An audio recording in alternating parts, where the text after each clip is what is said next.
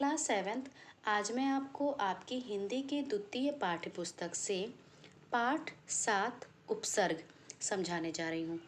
पाठ 7 बेटा उपसर्ग, प्रत्यय तथा समास है। लेकिन बेटा आपको उपसर्ग अभी पढ़ना हाफ ईयरली एग्जामिनेशन के लिए, प्रत्यय बेटा आपको समझना है और पढ़ना है एनुअल एग्जामिनेशन के लिए, और समास बेटा आपको अभी नहीं समझना है। जब आप नेक्स्ट क्लास में जाएंगे बेटा तब आप समास को अच्छे से पढ़ेंगे और समझेंगे। तो क्लास 7 आपको समझ में आ गया ना बेटा। आज आपको क्या पढ़ना है? आज आपको उपसर्ग पढ़ना है और प्रत्यय पढ़ेंगे आप एनुअल एग्जामिनेशन में। चलिए देखिए उपसर्ग क्या है बेटा। और उपसर्ग बेटा आप पिछली कक्षा में भी नहीं समझे थे, ना पढ़े थे, ना समझे थे, क्योंकि ये आपके पोर्शन में नहीं था। चलिए देखिए उपसर्ग क्या है। जुड़िए और समझिए।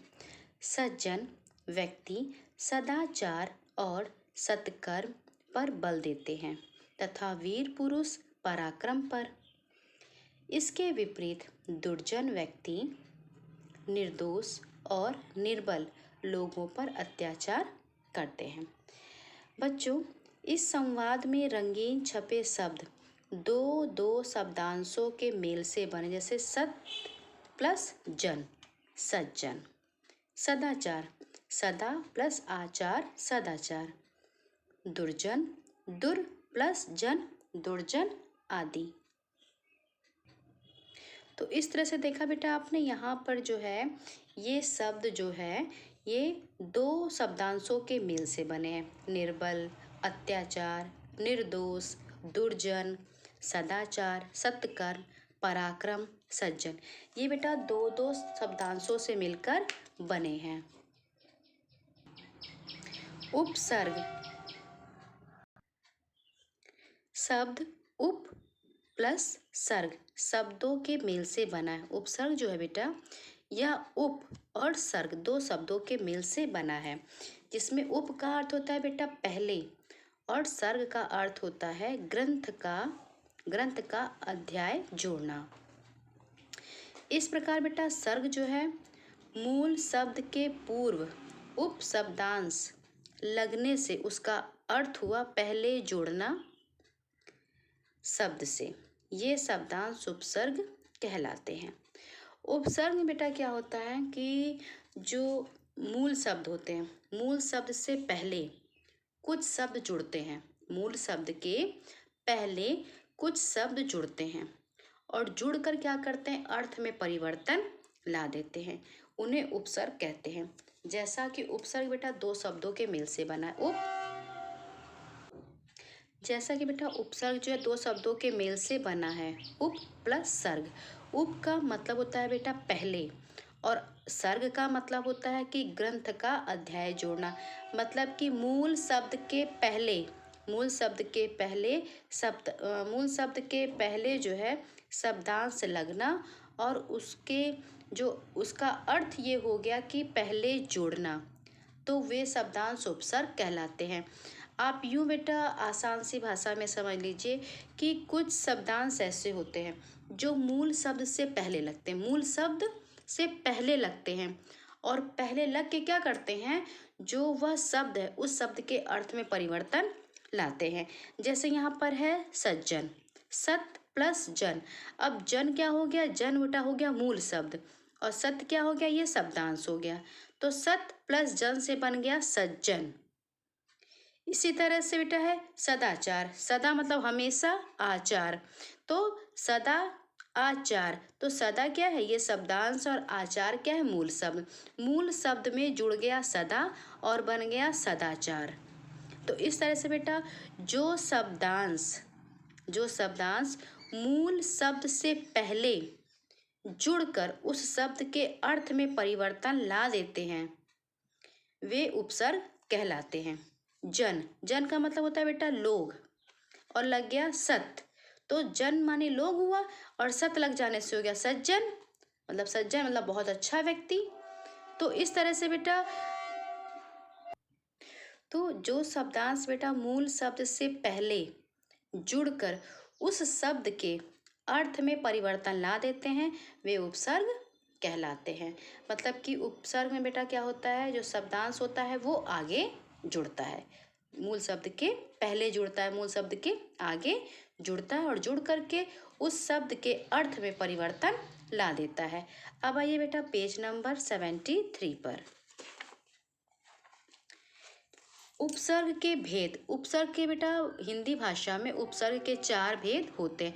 संस्कृत के उपसर्ग, हिंदी के उपसर्ग, उर्दू के उपसर्ग और संस्कृत के उपसर्ग। यहाँ बेटा उपसर्ग भी दिए हैं, साथ में उन उपसर्गों का अर्थ भी दिया है और उन उपसर्गों से बने हुए शब्द भी दिए हैं। संस्कृत के उपसर्ग, हिंदी के उपसर्ग, साथ ही साथ उर्दू के उपसर्ग और उपसर्ग की तरह प्रयोग किए जाने वाले संस्कृत के अवयव। अब देखिए बेटा, तो उपसर्ग किसे कहते हैं ये आप समझ गए ना क्लास 7th कि मूल शब्द से पहले जुड़ते हैं और जुड़ करके उस शब्द के अर्थ में परिवर्तन ला देते हैं, उन्हें उपसर्ग कहते हैं। जैसे देखिए अभी, अभी है, अभी का अर्थ होता है बेटा सामने, पास या ओर। अब मान, मान क्या है मूल शब्द, और इस मूल शब्द में क्या लग गया अभिमान। मान माने क्या होता है, मान माने तो प्रतिष्ठा होती है, लेकिन अभी लग गया और अभी लग जाने से क्या हो गया मान, इसके अर्थ में परिवर्तन आ गया। अब अभिमान का मतलब, मान का मतलब प्रतिष्ठा नहीं है, अभी लग जाने से हो गया घमंड, अभिलाषा, अभिनेता, अभिशाप, अभिनय, अभिव्यक्ति। तो इस तरह से बेटा उपसर्ग लगते हैं। ये संस्कृत के सारे उपसर्ग हैं। अब देखिए अन, अन का अर्थ होता है बेटा अभाव या नहीं, तो अनादि, अनुपस्थित, अनादर, अनागत। तो जैसा उपसर्ग होता है बेटा और जैसा उसका अर्थ होता है और जो उपसर्ग से लगने के बाद जो शब्द बनता है वो भी वही अर्थ देता है। जैसे कि दुष् है, दुष् का अर्थ होता है बेटा बुरा और कठिन। अब यहाँ पर हो गया दुष्चरित्र यानी कि बुरा चरित्र, दुष्परिणाम यानी कि बुरा परिणाम, दुष्कर्म यानी बुरे कर्म। तो इस तरह से बेटा ये उपसर्ग हैं सारे, ये अर्थ हैं और ये उन उपसर्गों से बने हुए शब्द हैं। तो शब्द में क्या, उपसर्ग में क्या होता है बेटा, उपसर्ग में मूल शब्द में कुछ शब्दांश लगते हैं और लग करके आगे लगते हैं, पहले लगते हैं, मतलब मूल शब्द के पहले जुड़ते हैं और जुड़ करके उस शब्द के अर्थ में परिवर्तन ला देते हैं, उन्हें उपसर्ग कहते हैं।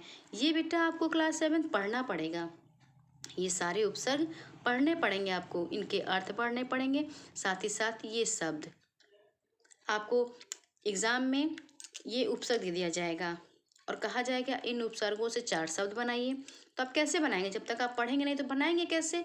उपसर्ग किसे कहते हैं मैंने आपको समझा दिया है। उपसर्ग के भेद कितने हैं ये भी मैंने बता दिया कि उपसर्ग के भेद जो है 4 प्रकार के होते हैं। संस्कृत के उपसर्ग, हिंदी के उपसर्ग, उर्दू के उपसर्ग, साथ ही साथ संस्कृत के अवयव। अब यहाँ पर बेटा हिंदी के उपसर्ग हैं, जैसे अन, अन का अर्थ होता है अभाव। अव, अव का अर्थ होता है हीनता।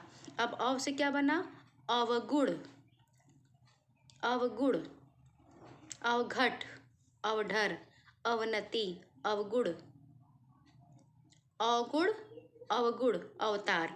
अन, अनजान, अनपढ़, अनमोल, अनबन। इस तरह से बेटा ये उपसर्ग हैं, ये अर्थ हैं और ये शब्द रचना है। इसी तरह से बेटा आपको उर्दू के उपसर्ग भी मिलेंगे। उर्दू के उपसर्ग बे, बद, कम, ला, ना, हम, खुश, दर, हर, बिला, ऐन, गैर, सर, बा। तो ये बेटा सारे उर्दू के उपसर्ग हैं और इनसे बने ये शब्द हैं। जैसे बे, बे का अर्थ होता है बेटा बिना, बेखबर यानी बिना किसी खबर के, बेइज्जत मतलब बिना किसी इज्जत के, बेकाबू, बेखटके, बेगुनाह, बेआबरू। संस्कृत भाषा में कुछ अवयव हैं जो हिंदी भाषा में उपसर्ग के रूप में प्रयोग किए जाते हैं। जो बेटा संस्कृत के अवयव हैं जो 4 प्रकार के हैं ना, उपसर्ग के 4 प्रकार के भेद, तो बेटा उपसर्ग के जो संस्कृत भाषा में कुछ अवयव होते हैं, संस्कृत भाषा में कुछ अवयव हैं जो बेटा हमारी हिंदी भाषा में उपसर्ग के रूप में प्रयोग, उपसर्ग के रूप में प्रयोग किए जाते हैं। देखिए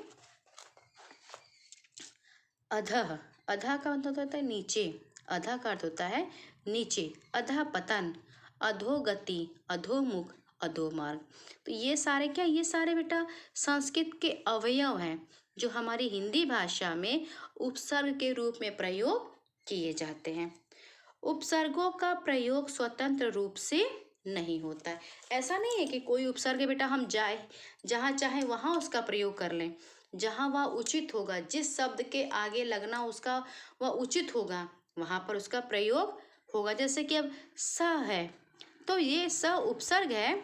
अब इसका मतलब ये नहीं कि हम स जहाँ चाहे उस शब्द के आगे जोड़ दें, नहीं, मतलब उपसर्ग का प्रयोग जो होता है बेटा स्वतंत्र रूप से नहीं होता है। जहाँ उसकी आवश्यकता होती है, जहाँ वह सटीक बैठता है, जहाँ वह अर्थ में परिवर्तन ला सकता है, जहाँ उसका स्थान उचित होगा, वहीं पर उस उपसर्ग का प्रयोग किया जाता है। मतलब उपसर्गों का प्रयोग हम स्वतंत्र रूप से नहीं कर सकते हैं कि जहाँ चाहे उस शब्द के प्रारंभ में जोड़ दें, नहीं, जहाँ उचित होगा, जहाँ सटीक होगा, जहाँ सही होगा, वहीं उसका प्रयोग किया जाता है।